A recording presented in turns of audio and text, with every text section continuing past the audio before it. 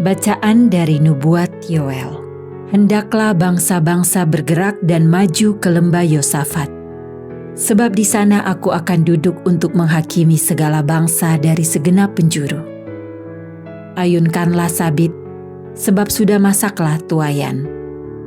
Marilah, iriklah, sebab tempat anggur sudah penuh, tempat-tempat pemerasan sudah berkelimpahan. Sebab banyaklah kejahatan mereka. Banyak orang di lembah penentuan. Ya, sudah dekatlah hari Tuhan di lembah penentuan. Matahari dan bulan menjadi gelap, dan bintang-bintang kehilangan cahayanya. Tuhan mengaum dari Sion, dari Yerusalem ia memperdengarkan suaranya. Dan langit serta bumi pun bergoncang.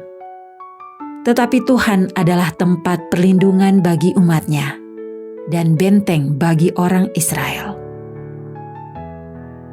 Maka kalian akan mengetahui bahwa Aku, Tuhan, adalah Allahmu yang tinggal di Sion, gunungku yang kudus. Dan Yerusalem akan menjadi kudus, dan orang-orang luar takkan melintasinya lagi. Pada waktu itu, akan terjadi bahwa gunung-gunung akan meniriskan anggur baru, bukit-bukit akan mengalirkan susu, dan segala sungai Yehuda akan mengalirkan air. Mata air akan terbit dari rumah Tuhan dan akan membasahi lembah Sitim.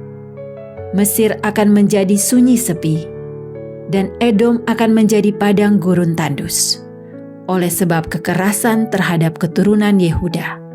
Oleh karena mereka telah menumpahkan darah orang yang tak bersalah di tanahnya. Tetapi Yehuda tetap didiami untuk selama-lamanya, dan Yerusalem turun-temurun. Aku akan membalas darah mereka yang belum kubalas.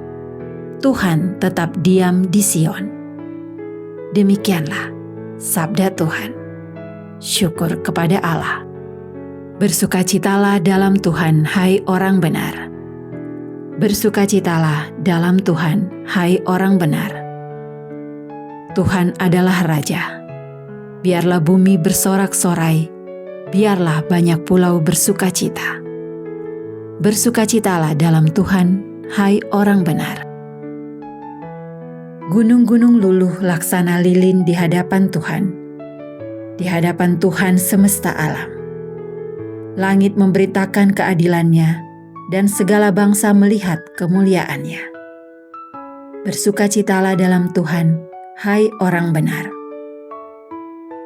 Terang sudah terbit bagi orang benar, dan sukacita bagi orang-orang yang tulus hati. Bersukacitalah karena Tuhan, hai orang-orang benar, dan nyanyikanlah syukur bagi namanya yang kudus. Bersukacitalah dalam Tuhan, hai orang benar. Injil Suci menurut Lukas. Dimuliakanlah Tuhan. Pada suatu hari, ketika Yesus sedang berbicara kepada orang banyak, berserulah seorang wanita dari antara orang banyak itu dan berkata kepada Yesus, "Berbahagialah ibu yang telah mengandung dan menyusui engkau." Tetapi Yesus bersabda, "Yang berbahagia ialah mereka yang mendengarkan sabda Allah dan memeliharanya." Demikianlah sabda Tuhan. Terpujilah Kristus. Kriteria kebahagiaan masing-masing orang tentu berbeda-beda, sesuai dengan budaya, tempat tinggal, pendidikan, dan lain-lain.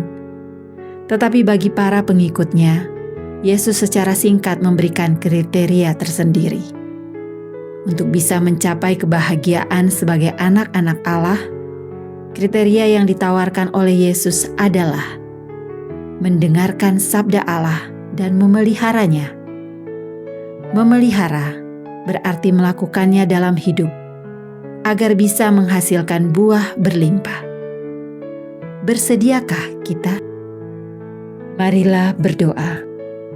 Allah Bapa yang Maha Mulia, kami mengucapkan syukur atas perjamuan kudus yang telah mempersatukan ini. Semoga kami bertekun dalam mendengarkan dan melaksanakan kehendak-Mu, sampai kami Kau persatukan dalam perjamuan abadi. Dengan pengantaran Kristus Tuhan kami. Amin.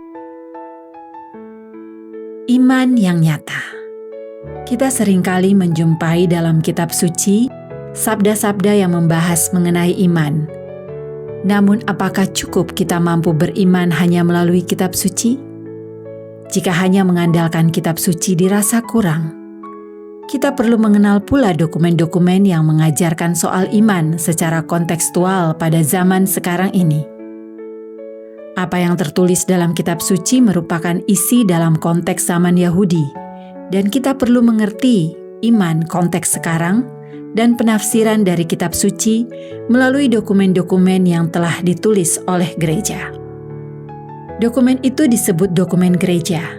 Ada beberapa dokumen gereja yang dibedakan dari subjek yang menertibkannya, yakni dokumen kepausan, papal documents, dokumen konsili, conciliar documents, dokumen kuria, curial documents, dan dokumen dari para uskup.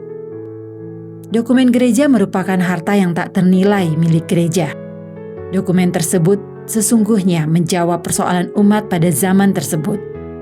Persoalan-persoalan sosial maupun iman yang terjadi dalam masyarakat yang mampu dilihat dari berbagai perspektif, sehingga gereja tergerak untuk memberikan jawaban supaya umat tidak tersesat dan jatuh dalam dosa.